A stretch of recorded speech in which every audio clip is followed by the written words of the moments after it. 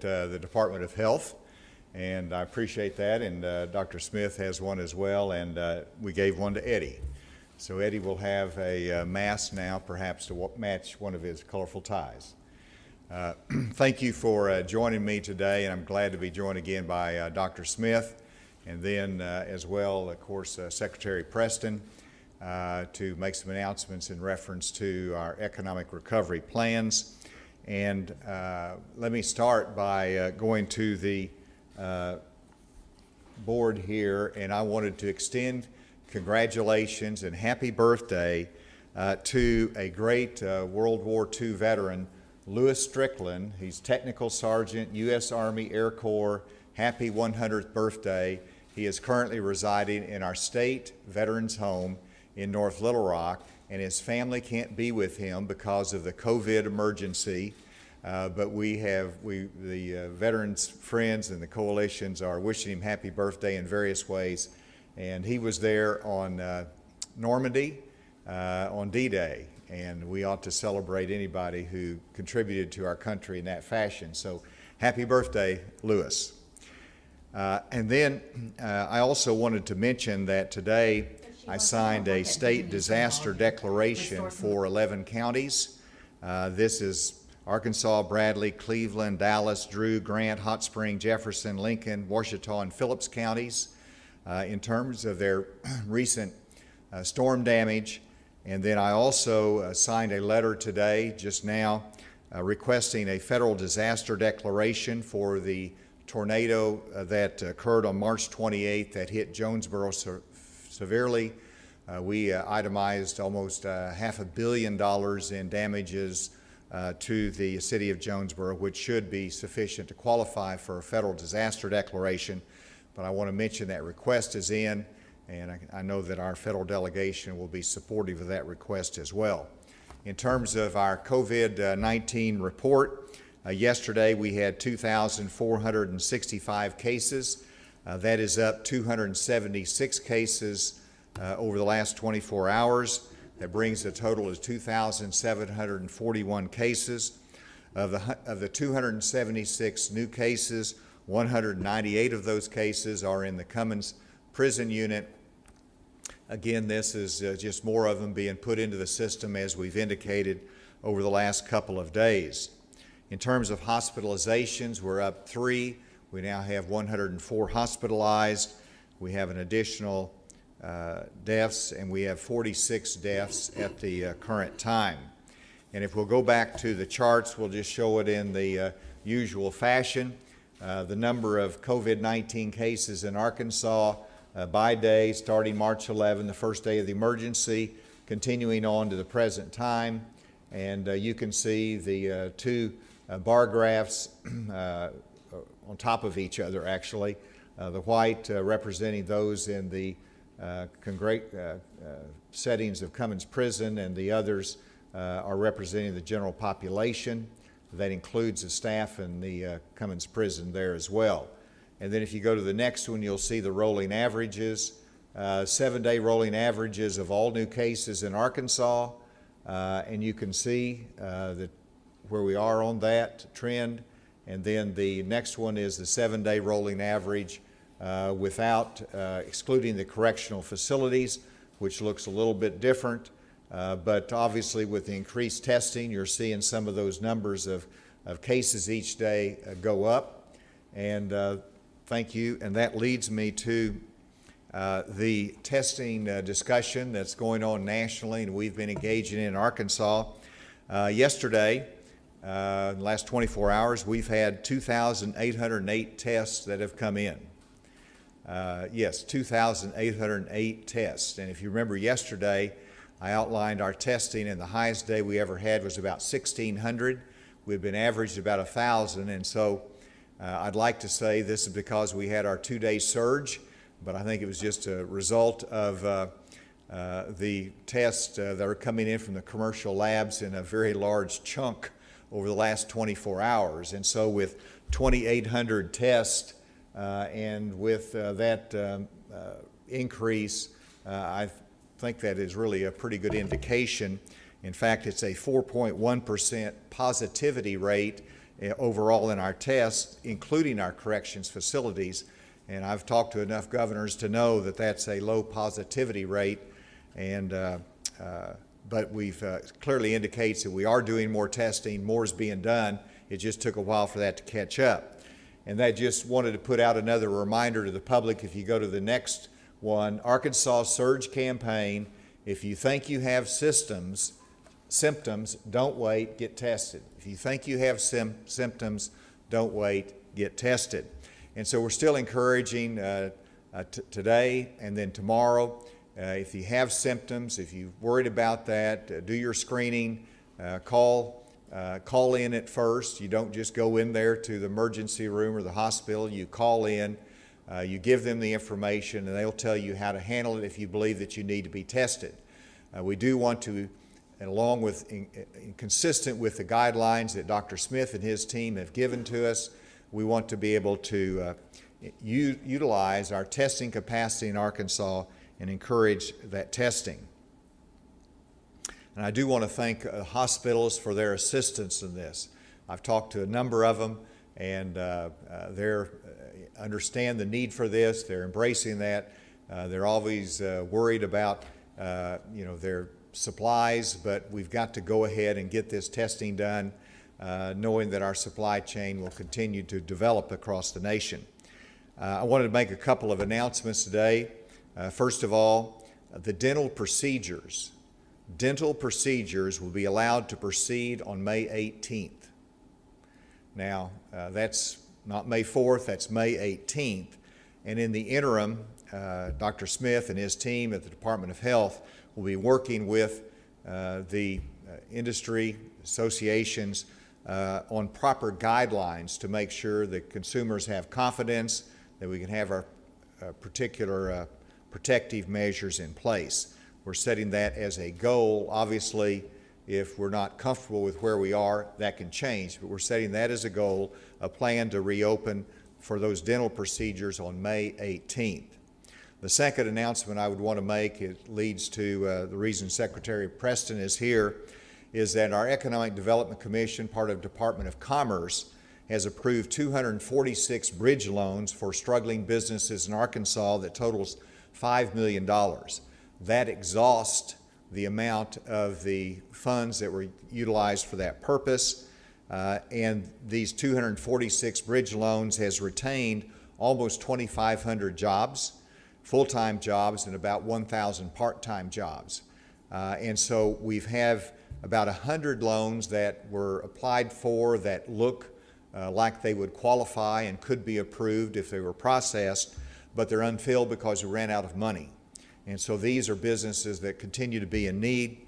And so I am approving today an additional $1 million that should be sufficient to meet the additional loans that are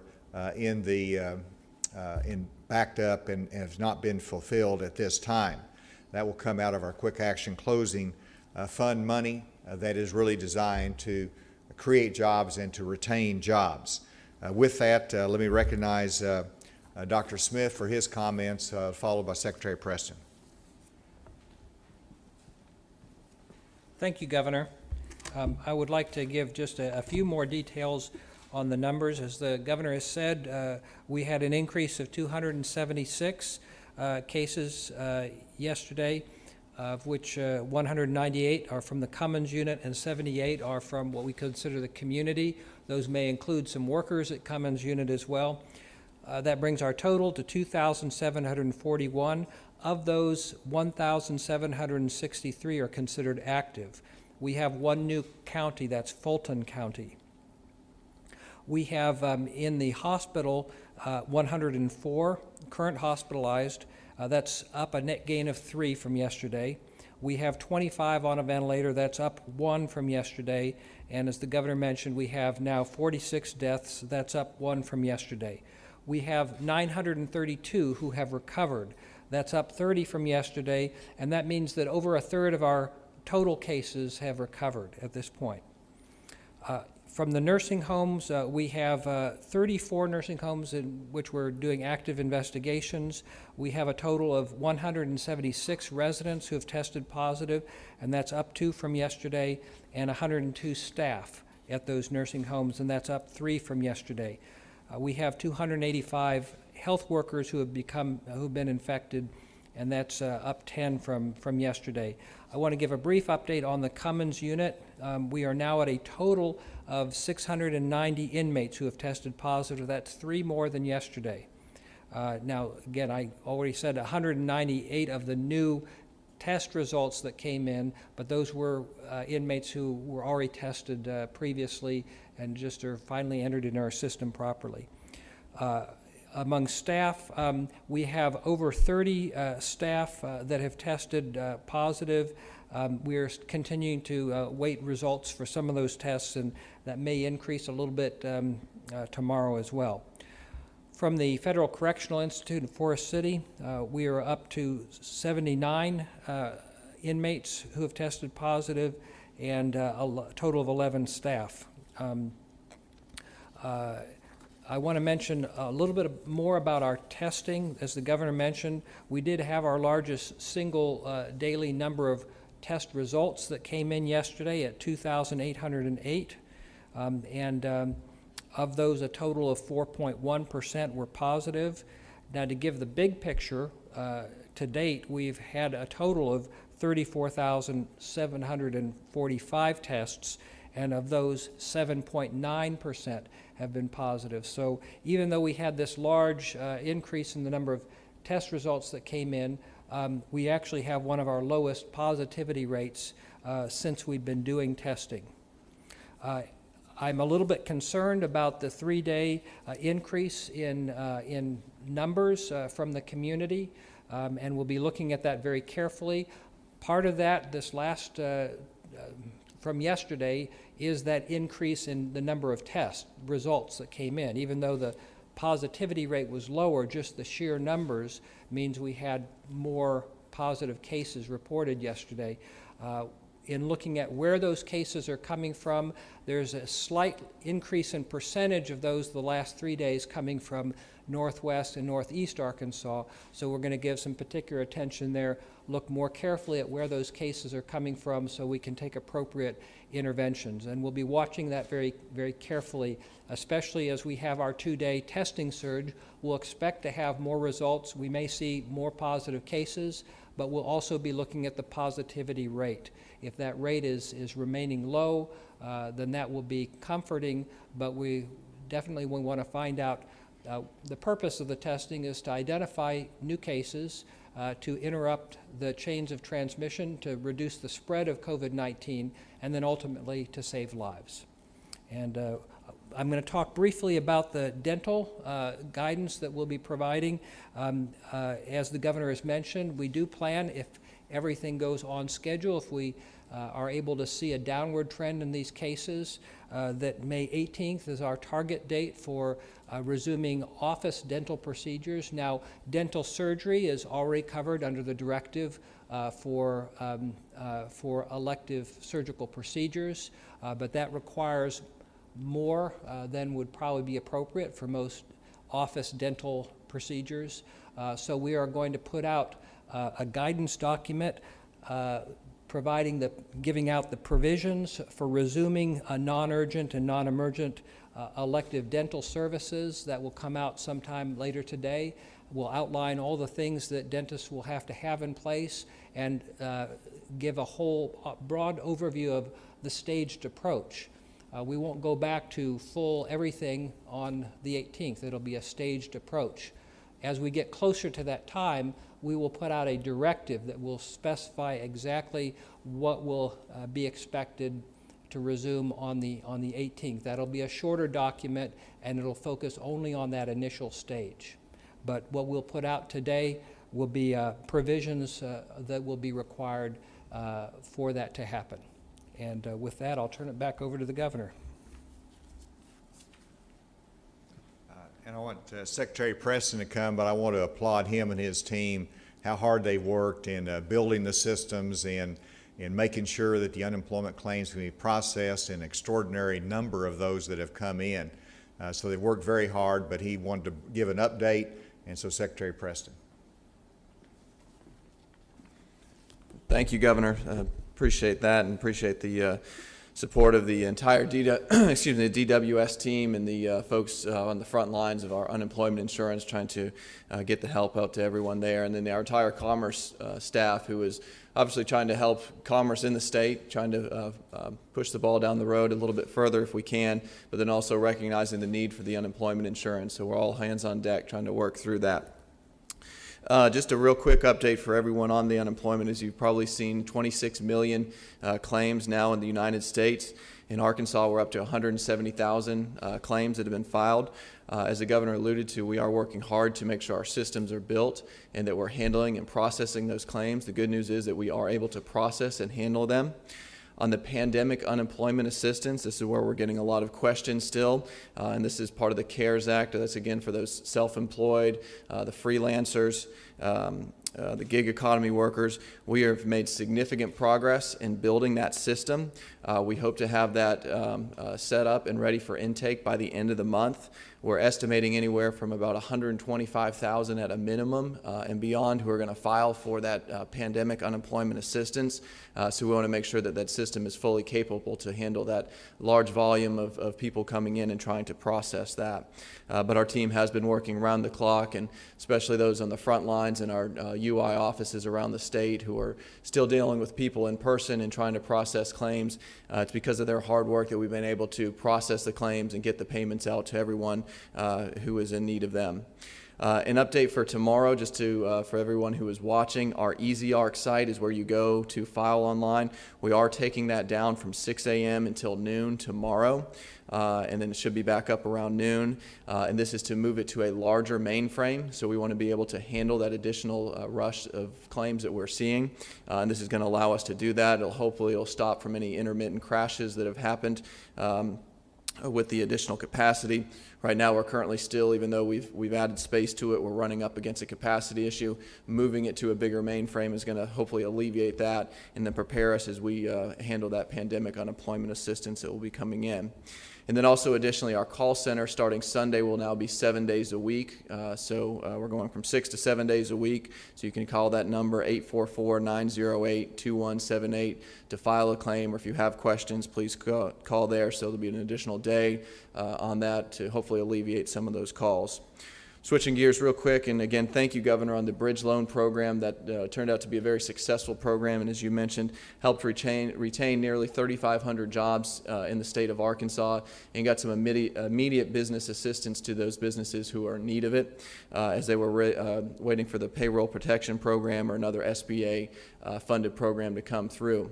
We're excited to see that the Congress has approved some additional funds into the payroll protection plan as well. That's going to be beneficial to Arkansas businesses. On the first go-around, we had 22,000 businesses in Arkansas who were able to apply and get approved for that program, totaling $2.7 billion. We still had about 13,000 businesses, however, who were in flux waiting for additional funds. And that accounted for about $1.1 billion. So now that that's been funded and approved, we hope those funds will start flowing again to those businesses in the payroll protection plan. So we're excited about that, and I appreciate the team's hard work to turn around the loans that we did in our office in less than 2 weeks. To process that many was just it's a daunting task, but the team really knocked it out of the park and being able to do that. Switching gears one other time to another entity within the Department of Commerce is our insurance department. And our insurance department wanted to make sure that they get the word out to those who employer-based health programs that may have been lost in the last 60 days. If you have lost your job, lost your health insurance because of this pandemic, it's possible that they might qualify for a marketplace qualifying health plan.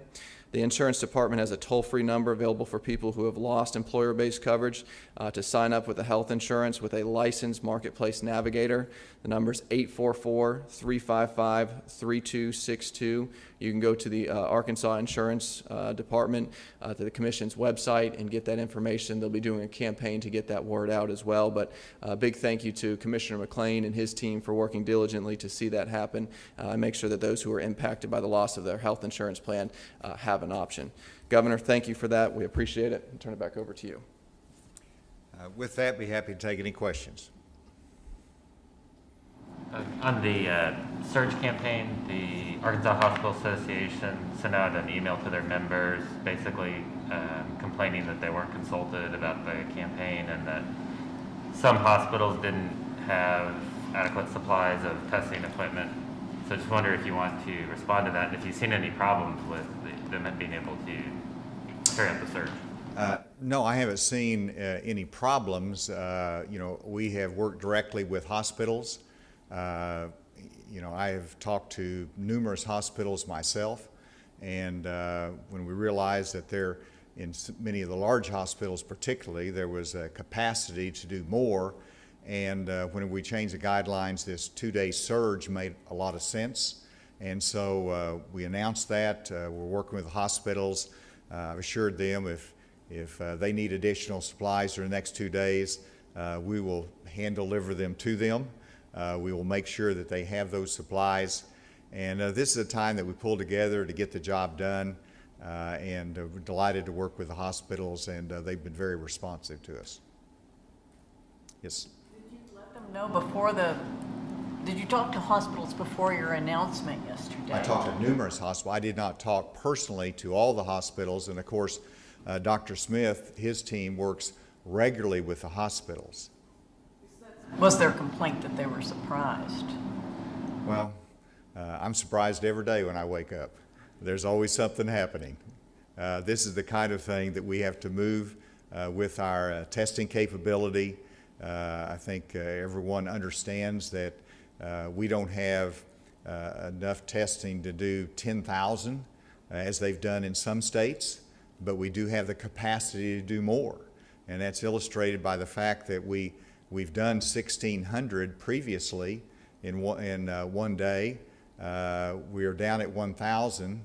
I asked that we increase that to 1,500, which is still 100 less than our highest mark that we've had before. So these are not an unreasonable objective, and we realize that some of the real hospitals are not going to have that kind of demand. They're not going to have that kind of an impact. But whenever you look at our capacity in Arkansas, our testing sites, if somebody needs to have a test and they qualify based upon their symptoms, they ought to be able to get that test, particularly whenever we have that kind of supply.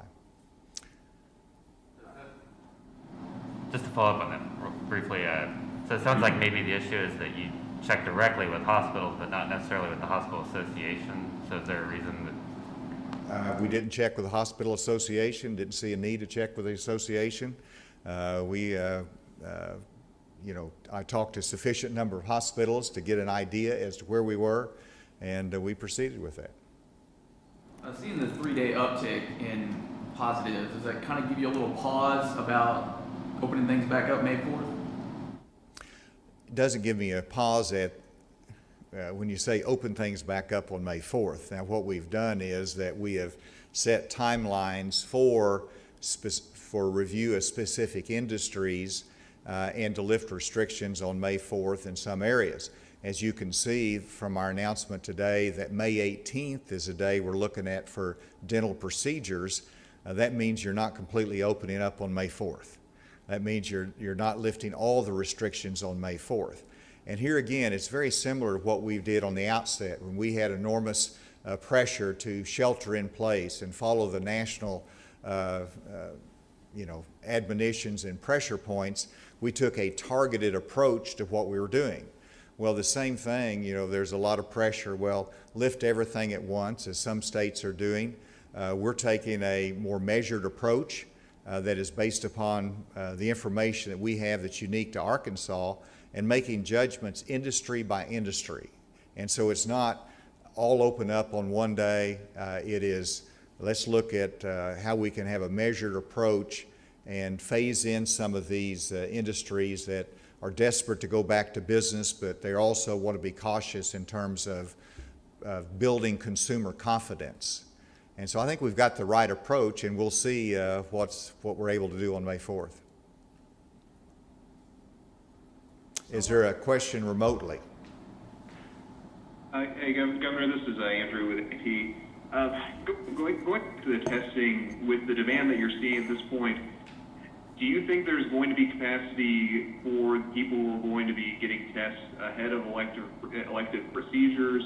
And the ACLU of Arkansas has put out a statement saying that the testing requirement, giving given the testing availability, amount that could effectively still ban surgical abortions here, once you've got a response to that? Well, I think there's two questions. I'm going to let Dr. Smith answer, add to this.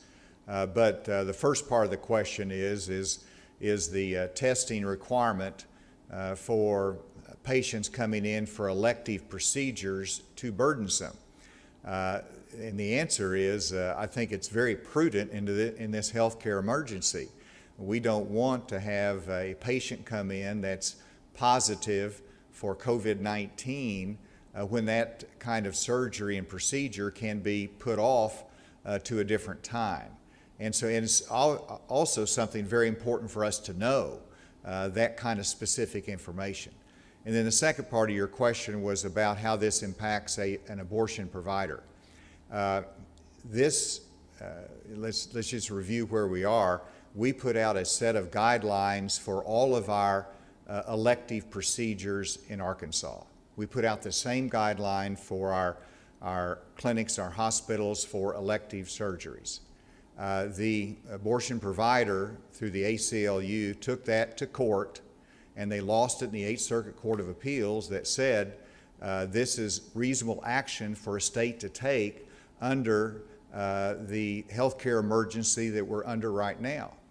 And that case was won by the state, and then they come back and they say, well, even though you're going to open it up now to all, under certain guidelines, all procedures for all clinics, then they're objecting to that. In other words, they just don't want to follow what we're having to do for all of our clinics that engage in elective procedures, and I think that's the right approach that we've taken.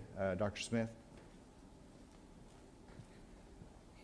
Yes, I want to point out that in the President's plan for opening up America again, elective surgery is not something that is recommended until you hit phase 1. We're not even there yet.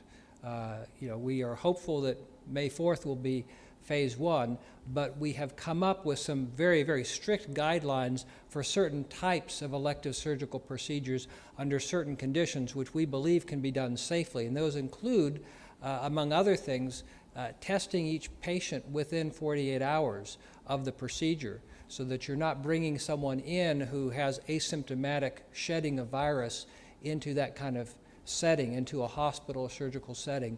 And these are very specific conditions that we believe will be able to allow certain providers to do certain types of cases safely even before we hit phase 1.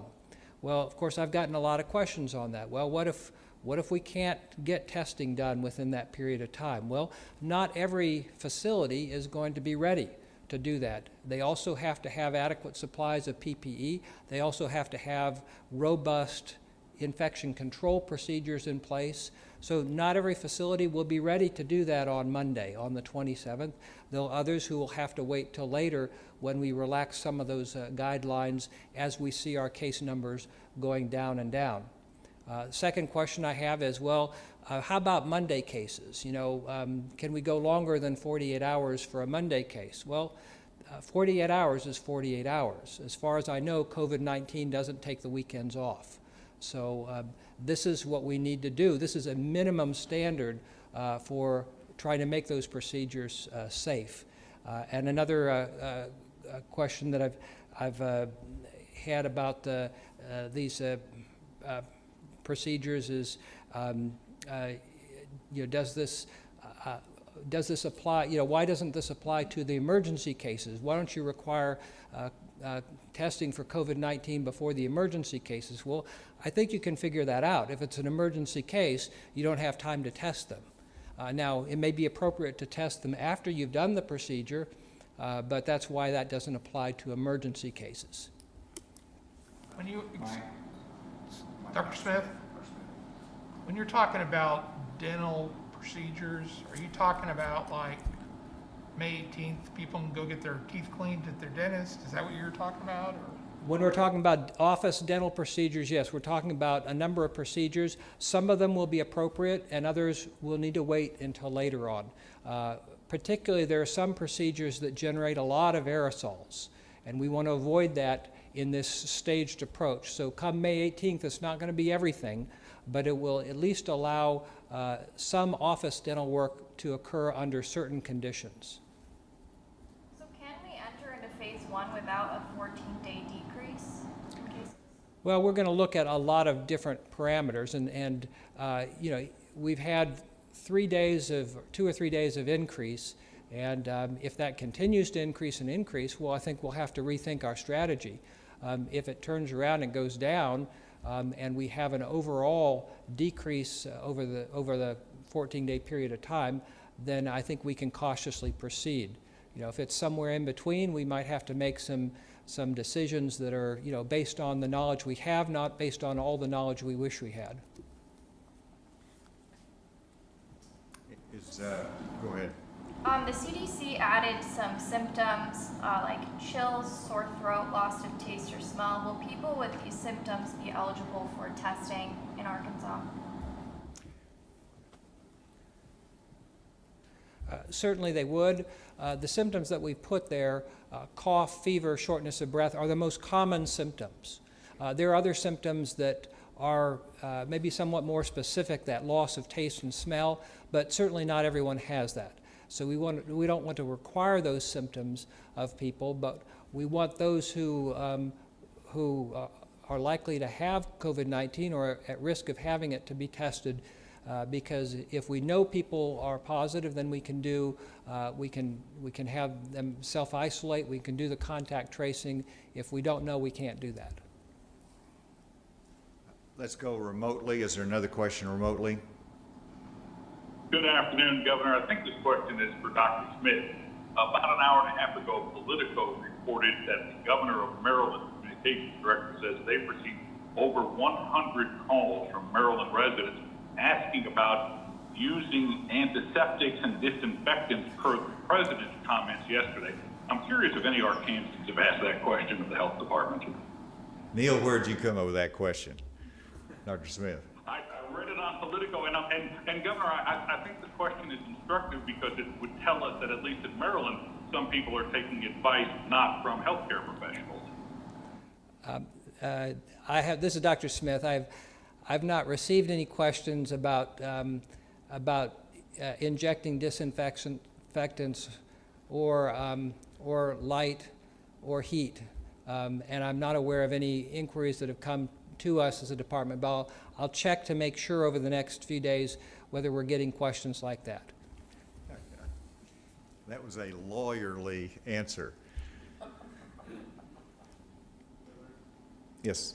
Have you seen any indication about whether the surge is working? Like, are more people coming out to get tested? Or? Well, shucks, we had 2,800 tests today. The answer is, I think there's some indications that there will be an uptick in the cases. We won't know this for some time because as I talked to some of the hospitals, they were thinking that, well, we need to use our in-house testing capacity. And I said, no, you can use your commercial lab for this. And so that might mean we won't get the test results back for 24, 48 hours. It depends upon how quick a turnaround that is. And so we won't know completely as to the response to this surge, but anecdotally, from my conversations, I think there are more that are going in because of the fact that we expanded the criteria a little bit more broadly, and we're urging people to take advantage of this opportunity over the next 2 days. So we'll see, but I'm hopeful that we'll have an increase in testing. What hospitals have you been able to talk to about their supplies? Well, I've talked to St. Bernard's Hospital in Jonesboro. I've talked to Baxter Healthcare System in Mountain Home. I've talked to Mercy Healthcare System. I've talked to the Gravette Hospital. Obviously, UAMS is here. We've talked to Baptist. And so, it's a pretty broad range, number of hospitals, a few others. Jack, I see Representative Lademan. Good to see you, Jack. And I think Senator Irvin was here earlier. But anyway, Jack? Yeah, Thank you, Governor. I want to thank you for signing that application, disaster application for Jonesboro. I've had a lot of destruction there, as you saw, so really appreciate that very much. One person to thank you for that. But also I had a question related to that. As Dr. Smith said, the number of cases in Northeast Arkansas have gone up. And I was just curious, you know, could that be related? We had a lot of contractors come in there. There was an article in Jonesboro Sun today about the number of contractors that are staying at hotels there locally. And they're coming from other counties, even other states. So they're coming in there. Could that be one of the reasons that our cases are going up? You know, could that be spreading through those people coming from other districts, other states? And is there any suggestion, you know, they come in, they stay in the hotels, they go to work, they're not going into a place where they can really be tested. Is there any suggestions on how we might, you know, reduce the impact of that? I'll let Dr. Smith answer, but let me, first for everyone, the question relates to Jonesboro and the contractors that might come in from out of state to help recover from the tornado damage. And as you know, we've tried to discourage, worked hard to discourage, and even put signs up to prohibit recreational out-of-state travelers from coming into Arkansas. Obviously, if the contractors are coming in to respond to an emergency, they are exempt from that requirement. We recognize those are essential workers that need to travel. But obviously, we expect them to take their social distancing seriously, even though they're responding to an emergency, as I know the Jonesboro community has done. But Dr. Smith, do you want to add to that? Yes, thank you, Representative Ladyman. And Governor, I agree that there is always a risk in people coming from other states with perhaps higher risk of COVID-19. It's important that they do the physical distancing and preferably wearing the cloth masks when out in public.